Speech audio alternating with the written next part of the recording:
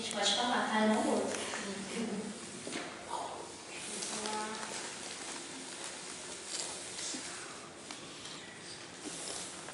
Pode entrar na roda, pode ir.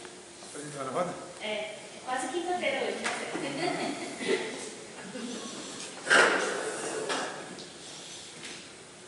Um dia a gente chega com uma roda dessa, né? Quem sabe? Isso é coisa de psicólogo. É, coisa de psicólogo. Deixa eu parar porque... Presta atenção.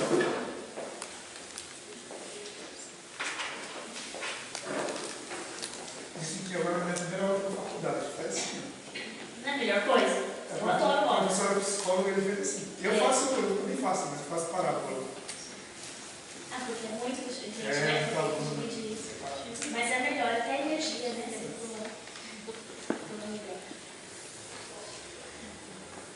Então, é errado pensar que o amor vem do companheirismo, do longo tempo ou do cortejo perseverante.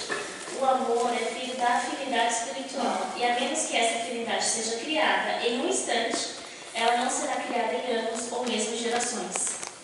Então, é bem complexo, né? Então, assim, aquilo acontece, não é uma coisa que, como antigamente, né?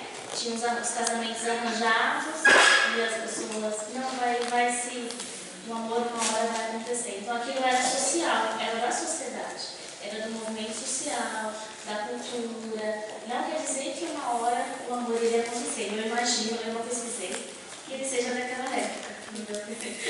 Por isso que ele já transpondo o seu tempo, né? Eu acho muito interessante que eu gosto de colocar de várias fontes, que a gente observa que todos falam a mesma coisa, fica até repetitivo, mas isso que eu gosto no Espiritismo. Então está falando do Evangelho, está falando do livro dos médios, os filósofos, né, das épocas, todo mundo que era mais pensador, que usava aí da sua potencialidade, eles colocam para a gente o mesmo caminho.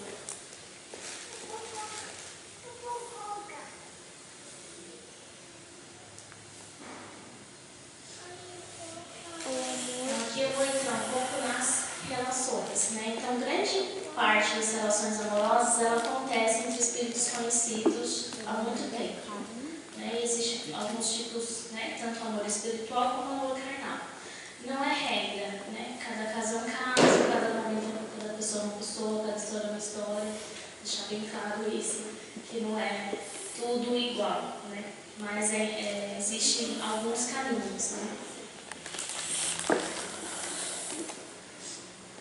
Aqui eu coloco alguns, né? No final não fala mais, né? Então a frase de Santo Agostinho, né? Se dentro de ti está o amor, nenhuma outra coisa, senão bem, poderá sair de tal raiz. Mas se você tem dentro de você o amor vai transbordar. Então aqui no Evangelho segundo o Espiritismo tem várias passagens que eu coloquei que vocês podem depois pesquisar. Está gravando ainda com você põe o dedo? Ou ler novamente. Né? Então que os laços de famílias não sofrem destruição alguma com a reencarnação, como algumas pessoas pensam. Ao contrário, tornam-se mais fortalecidos e apertados. Na verdade, o contrário, o oposto que o destrói. E aí tem, né, alguns capítulos, como o capítulo 4, que fala sobre o reino de Deus, né, do renascimento, da reencarnação, do fortalecimento desses laços familiares. Eu vou me apegar mais nessas duas famílias, né? Então eu peguei mais as famílias pelos laços espirituais e as famílias pelos laços corporais. Esse já é um outro capítulo, que é um pai e mãe, e da parentela. Então eu peguei um pouco mais para a gente conversar sobre esses dois laços. Né? Dá choque quando você põe o dedo. E também tem a parte do casamento, que também é bastante amplo, cada um dá uma palestra, né? Então a parte do casamento também fala da questão da união dos sexos, né? Da questão da separação, da questão de que Deus uniu o homem e não separa, né? Então ele fala, é bem amplo, dá para conversar bastante. Então dá para quem quiser se aprofundar, é bem interessante também, saber tudo da questão do casamento, tudo da questão do divórcio. Dentro do Espiritismo não quer dizer que não possa, mas ele explica o porquê, se for acontecer, né, por que isso possa acontecer.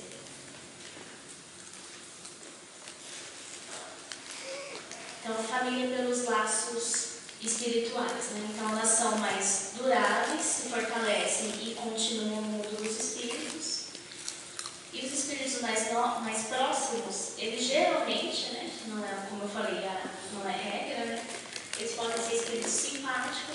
estão unidos por relacionamentos anteriores que traduzem por uma afeição durante a vida terrestre. Então a gente pode ter uma ligação com as pessoas que estão nesses laços espirituais por outros laços que a gente já teve aí em outras vidas. Podem ser estranhos uns aos outros, ser uma primeira encarnação, como pode também ter as antipatias anteriores, né, que são as provas terrestres, né, aí que está a dificuldade, né. E esses laços espirituais, ele não quer dizer que são pessoas somente da consanguinidade, né, não são só espíritos que temos laços de consanguinidade, na verdade ele é amplo, né, muito amplo. E aquelas pessoas que são mais, que têm a mediunidade um pouco mais aflorada, elas conseguem sentir, né, quando ela reconhece, né, eu já estou adiantando, que é um outro slide, né, ela reconhece aí a outra pessoa, né, quando ela se aproxima, quando ela vê a primeira vez. Aí eu imagino que aquele amor, né, que ele falou, aquele amor que vem em instantes, né? Algo que você reconhece, você já sabe. Então, os verdadeiros laços de família, laços espirituais também, eles não são coisas da possibilidade, como eu falei, mas sim os da simpatia, da comunhão de pensamento, que unem os espíritos antes, durante e após a encarnação. Né? Então, não é realmente a afinidade. Então a gente tem geralmente um ou outro amigo que você fala assim, nossa, né, isso não é daqui. Né? É mais família do que a própria família consanguínea, né? A gente fala que a família, pelo menos dentro do meu ciclo, a gente brincava que é a família que a gente escolheu. Né? E pensamentos, né? Você pensa na pessoa quando ela tá mal, aí você, né, você fala, nossa, liga, né? Ou manda WhatsApp hoje em dia, né? Esse mundo virtual tá dominando tudo. E aí, você tá bem? Não tô bem. Ah, então eu senti, né? E eu fico triste, aí eu me coloco, como todos os palestrantes aqui falam, eu ainda sou uma aprendiz, e quando a gente tem um tema, como eu fui, cadê essa Salete? Parabéns, tem isso vocês? Tá doente. Ai, ela me tirou o do amor, cadê ela? Tá gravando pra... Tá gravando pra ela ver. Eu também estou aqui, né, como colega, como uma pessoa aprendendo aí, sou um cisto. E eu fico triste comigo mesma quando eu sinto, né, eu tenho essas sensações e por conta da correria do dia a dia, a gente acaba esquecendo. Pensou na pessoa, falou, quando descubro, realmente eu não estava bem, aí pronto, né, aí você fala, poxa vida, olha só, eu pensei, eu vou ligar, eu vou mandar mensagem, e a gente esquece, passa e descobre realmente que a pessoa precisava de você naquele momento. Então, o que eu me pego hoje é tentando escutar mais a minha voz interna, né? Que a gente consiga escutar mais, né? Principalmente das pessoas que a gente tem próximo, que a gente ama, que a gente quer bem, né? Se eu estou pensando muito naquela pessoa, liga, fala, manda WhatsApp, faz qualquer coisa, né? Tenta marcar um encontro. Eu acho que, eu já falei em uma outra palestra, que no final da vida a gente fica muito com essa sensação dos amigos, da família, porque são essas pessoas, é o que a gente construiu aqui que a gente leva, né? O amor, o afeto, não são os bens, né? Não é o trabalho. A gente trabalha muito e acaba esquecendo um pouco da nossa... dos afetos, né? De desenvolver esse amor e dessa rede de apoio.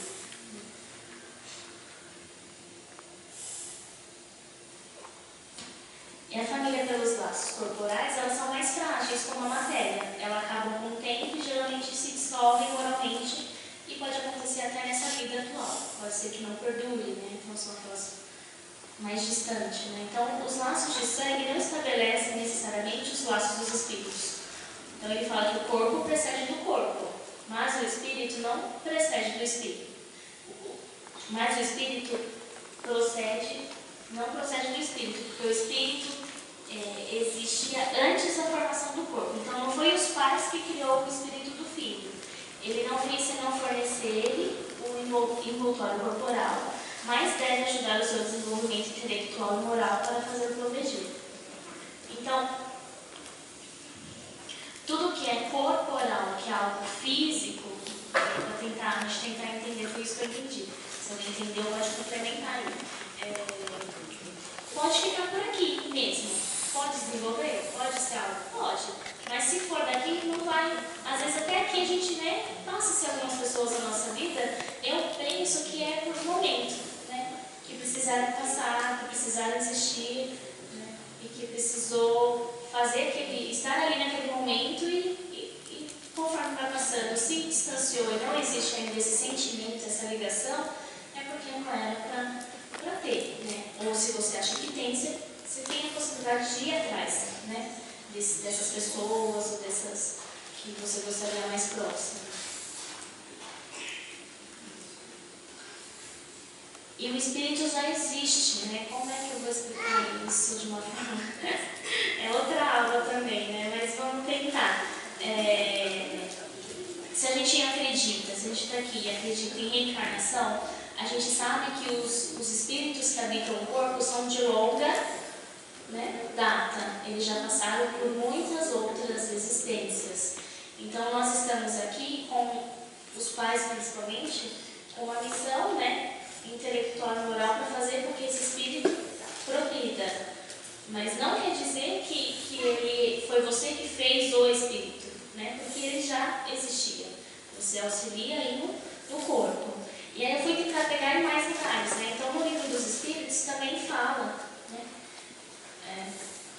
A pergunta, né? A questão 203, transmitem para os pais, aos filhos, uma parcela das suas almas? Ou se limitam a lhes dar a vida animal?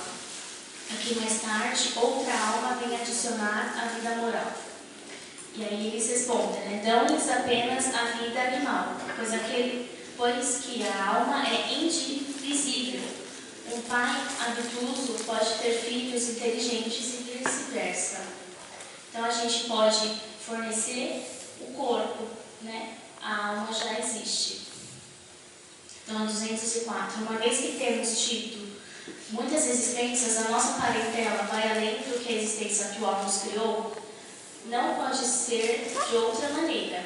A sucessão das existências corporais estabelece entre os espíritos ligações que remontam às vossas existências anteriores. Daí, muitas vezes, a simpatia que vem a existir entre vós e certos espíritos que vos parecem estranhos. Então, mesmo espíritos, pessoas em nossa volta, né, no nosso ciclo, não terem na parentela, a gente pode até ter. Eu achei engraçado que uma parente, a criancinha virou para uma senhorinha e abraçou, falou, nossa, ela já foi minha avó. E abraçou com um abraço tão gostoso que a gente fica na dúvida, né? Dá para afirmar uma criança, mas vai saber se não, né? Mas é um abraço assim tão gostoso, tão inocente de uma criança, né? Mãe, que ela já foi minha avó. Então, assim, simplesmente, né? Para algumas mães, assustador, né? Escutar.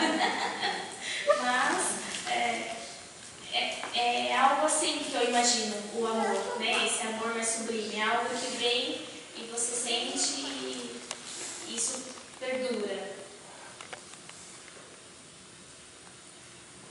Agora é uma responsabilidade dos filhos, né? Então, todos que se preparam para o processo de reencarne aguardam ser recebidos num ambiente de muito amor, pois a vibração positiva dos pais inaugura favoravelmente uma nova fase de vida do filho que está por vir. Minha Vida em Gestação, de Abel Gássia, né? E aqui, as leis morais de Rodolfo Caligares, nos primeiros anos de vida dos filhos, mais no período infantil do que na adolescência, é que podem os pais exercer salutar influência em favor do aprimoramento moral deles. Através dos bons conselhos, é mais importante, dos bons exemplos que eles possam oferecer. Então, não é só conselho, é dar um exemplo. E aqui eu vou terminar e vou falar mais, né? Então, o Livro dos Espíritos também fala, né, na questão 208.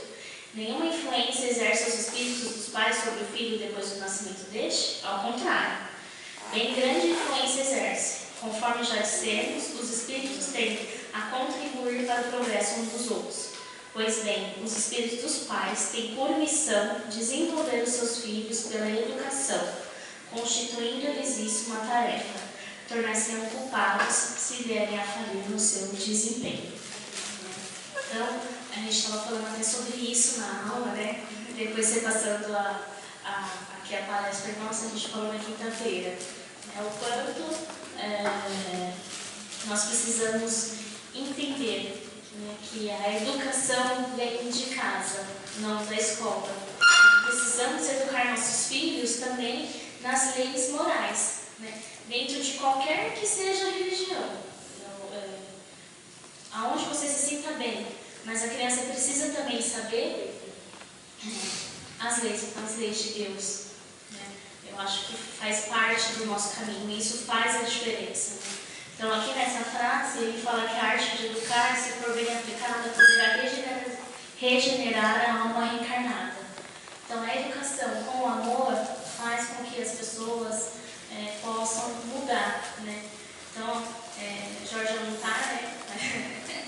Mas ele, quem conhece sabe, né, que ele ficou ali, né, todo intrigado, falando comigo, e eu tentando explicar que tanto dentro do espiritismo quanto da psicologia, até aos 7 anos se molda a personalidade de uma criança. Então, até aos 7 anos você consegue influenciar para que ele possa ter. Não é que esquece, né, Zé? Cadê os copinhos, Zé, pra gente fazer? Então, não é que esquece. Há a possibilidade, mas ela é um pouco mais difícil. Vai depender dele, vai depender do espírito querer. Mas ele já vem né? Ele já tem as coisas dele, né, de vidas passadas. Pega lá, Zé, o copinho. Vem aqui, meu irmão. O professor vai me auxiliar. Tem de vidas passadas. Ele tem as coisas dele, tem um ambiente, né? O ambiente que eu falo não são só a educação do pai, mãe, é o ambiente em que vive, né? Então, o Winnicott te falava muito do ambiente favorável. Então, tanto escola, lugar que se mora, a cultura, né? Então, eu tentei mostrar para o... Bota o microfone. Eu tentei mostrar para o... Peraí, deixa eu ver. Eu tentei mostrar pro colega que a cultura nossa, infelizmente, pode ajudar a saber mais, eu vou explicar, eu acho que tá aí.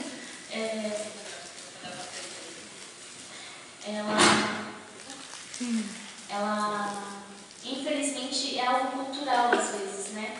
Então, principalmente nas classes mais baixas, de que a educação está na escola, né, e não está em casa. Né? Deixa muito para que a escola fale o não, né, e não vem de casa. Né? A educação em si não é de casa que vem. Zé, como fazer isso? Quando duas mães me falam, pode vir. Estou fugindo.